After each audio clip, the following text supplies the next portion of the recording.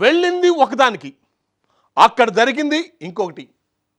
మరి ఇలా ఎందుకు జరిగింది? మాట మాట పెరిగితే మీ ప్లేస్ కాదు ఇది, ఇది మా ప్లేస్ అని ఇంత దారుణానికి పాల్పడతారా? అసలు ఆ ప్రాంతానికే పీస్ఫుల్ ఎంజాయ్మెంట్ అని పేరు. అలాంటి చోట ఇలాంటి పనికి మాలిన ఎదవలు ఉండడం వల్లే ఇలాంటి దారుణాలు జరుగుతున్నాయి.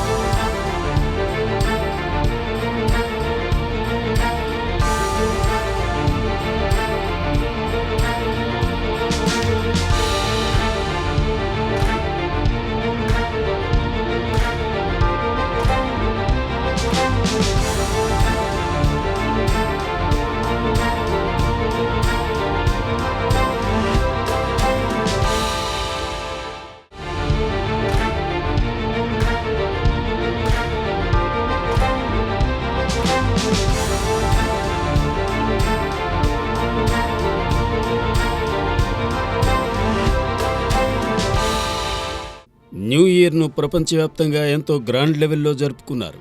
ఫ్రెండ్స్ అండ్ ఫ్యామిలీస్తో కలిసి పార్టీలు, పబ్బులు, రెస్టారెంట్లు, బీచ్ల్లో రచ్చరచ్చ చేశారు. మరికొందరు ఇతర ప్రాంతాలకు వెళ్లారు. అక్కడ చిల్ అయ్యేందుకు టూర్లు ప్లాన్ చేశారు. ఇక ప్లాన్ ప్రకారమే డిసెంబర్ 31 నైట్కి అందమైన ప్రదేశాలకు చేరుకుని ఎంజాయ్ చేశారు. కానీ కొన్ని చోట్ల ఆ ఎంజాయ్మెంట్ విషాదాన్ని నింపింది. 2025కు వెల్కమ్ చెప్తూనే కొన్ని జీవితాలు గాల్లో కలిసిపోయాయి. అనుకోని సంఘటనలు కొన్ని యువకుల ప్రాణాలను బలి తీసుకున్నాయి. అలాంటిదే తాజాగా ఒకటి వెలుగులోకి వచ్చింది.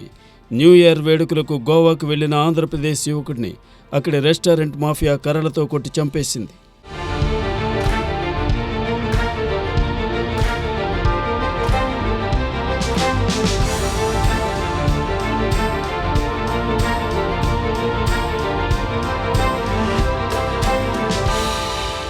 ఈ ఘటన తాజాగా వెలుగులోకి వచ్చింది.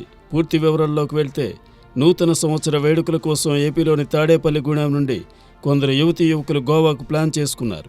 ప్లాన్ ప్రకారం 8 మంది స్నేహితులు గోవాకు వెళ్లారు.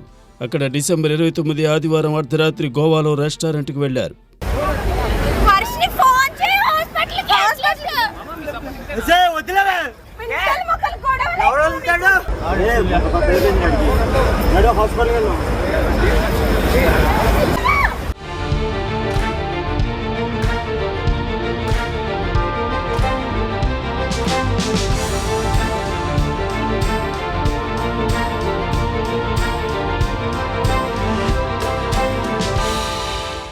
డిసెంబర్ 31 అర్ధరాత్రి ఫుడ్ ఆర్డర్ విషయంలో టూరిస్టులకు గోవా బీచ్లోని ఓ రెస్టారెంట్ సిబ్బందికి మధ్య వాగ్వాదం జరిగింది.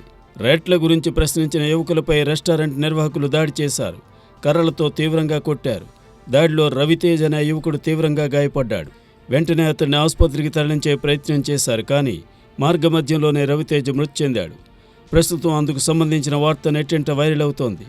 అలాగే అక్కడ బీచ్లో జరిగిన ఘర్షణ సోషల్ మీడియాలో చక్కర్లు కొడుతోంది.